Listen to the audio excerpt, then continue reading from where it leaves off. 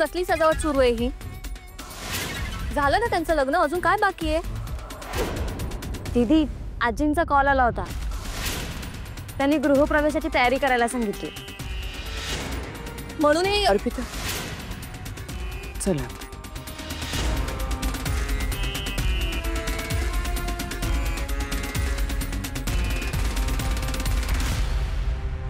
So आनंदीचा गृहप्रवेश ही celebrate करण्यासारखी गोष्ट आहे का? आईना पण काय गरज आहे हे सगळं असं साखर संगीत करायची? रेडिक्युलस आहे. मला तर ती इथून पुढे या घरात राहणार आहे हेच इमॅजिन होत नाहीये. पण आता आपण काहीच करू शकत नाही ना. का? लग्न झालंय ना, अजून बरंच काही व्हायचं बाकी आहे. Of course mamma. सो आनंदीला आपल्या ताब्यात ठेवायचं जेणेकरून ते अधिराला तिकडे त्रास देणार नाही. बरोबर बोलतेस तू. आपण फक्त आपलं काम करत राहायचं. रांगोळी झाली असेल ना तर औक्षणाचा तबक तयार करायला घ्या. समरसल येतील इतक्या.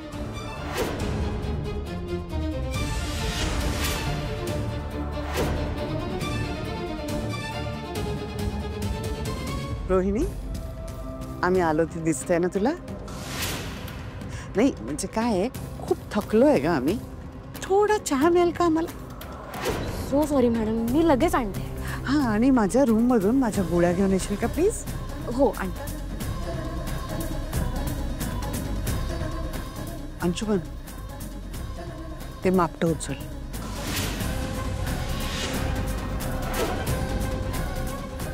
आता काय? कळेल तुम्हाला.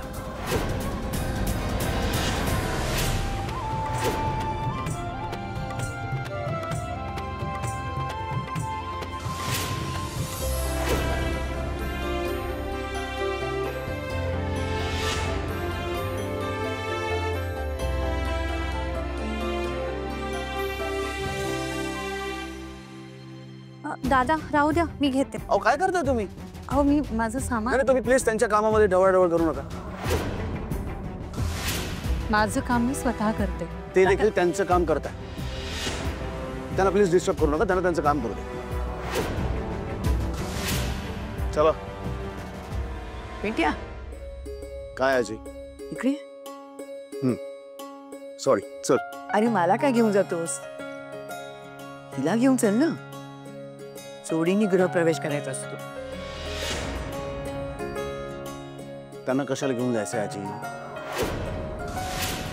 ते आज काही पहिल्यांदा येतात का आपल्या घरी? याच्या आधी आल्यात अनेक वेळा. त्यांना माहितीये घर कुठे येते, कसं यायचं आतमध्ये. पिंट्या नवी नवरी आहे ती. दोघांनी एकत्र आज जायचंय ना, जोडीने. मी आजी ते हे घाल घाल. चल तिला घेऊ. देख मी घे. नाही राहू दे ना. अगं मी घेते ग. अहो एक या.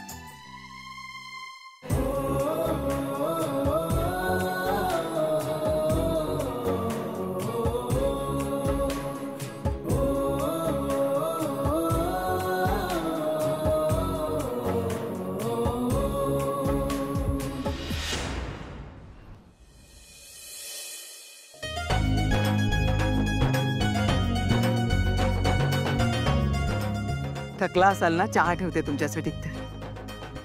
चहा.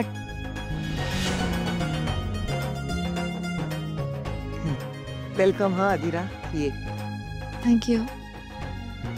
ये. यायच्या अगोदर तुमच्या दोघांना पण ओवाळते आणि दृष्ट काढते. नवीन जोडपं आहे ना, दृष्ट नको लागायला. ये.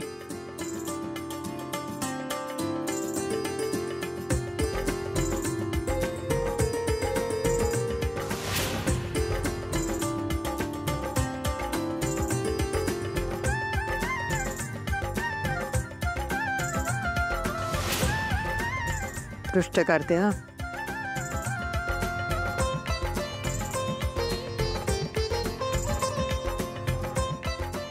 सुखानं संसार करा. माप ओलांडण्याच्या अगोदर जरा तुझ्यासोबत काही बोलायचं. जरा येतेस? या. कशावर?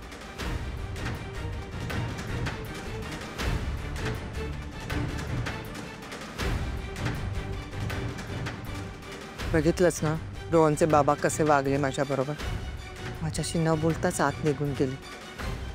बोलतच नाहीत माझ्यासोबत. ते गोव्याचे काही घडलं ना त्यामुळे ते चिडलेत. आता असेच चिडून राहणार, बोलणारच नाही माझ्याबरोबर. माझ्याकडे बघणार सुद्धा नाही. त्यांना समजाव ना, म्हणावं बोला ना आईशी, असं नका न करू.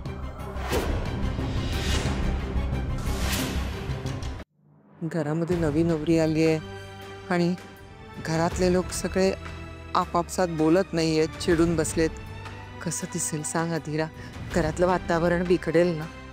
म्हणून सांगते, तू समजावलंस ना तर ते ऐकती, तुझंच ऐकती, दुसरं कोणाचं नाही ऐकणार ग. मी काय म्हणते, आय नो, पण मे बी आपण त्यांना थोडा टाइम दिला तर. त्यानं काय होणार आहे? किती वेळ जाणार माहितीये तुला? गोव्यामध्ये जे काही घडलं ती चूक झाली माझी, मान्य केलं ना मी. सगळ्यांसमोर मान्य केलं, सगळ्यांसमोर मी हात पाय पण जोडले ना. मग त्यांनी असं आडून नाही ना धरायचं. आयुष्यभर आता हे असंच आडून धरणार का? बोलणारच नाहीत का माझ्यासोबत?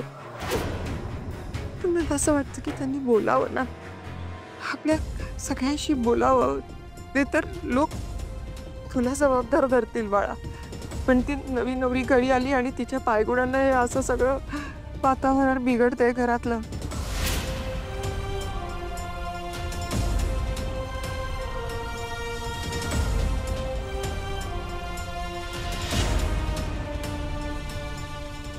ते काल लपवायला सांगितलंस तू.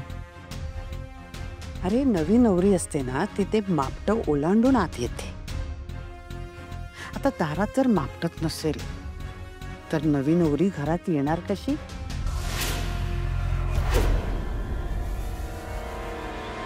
मम्मा झालं काम? ग्रेट. आता बघूया स्वानंदी या घराचा उंबरठा ओलांडून कशी या घरात येते. मॅडम, सगळे आलेत बाहेर. इंटरकॉमवर कॉल आला होता.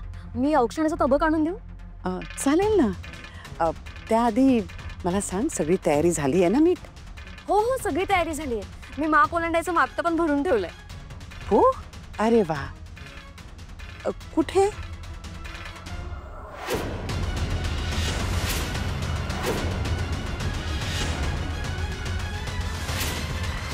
इथेच होतं ते.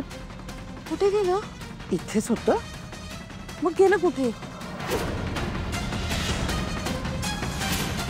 तू नक्की ठेवलं होतंस ना की विसरलीस? नाही मॅडम, मी खोटं नाही बोलत आहे. मी खरंच ठेवलं होतं मापटं इथे. अगं तू स्वतः ठेवलं होतंस तर ते कसं, ते उडून गेलं का? आम्ही इथनंच आलो नाही का? हा, आम्हाला दिसलं असतं ना. अगं तू ठेवलंच नाहीयेस.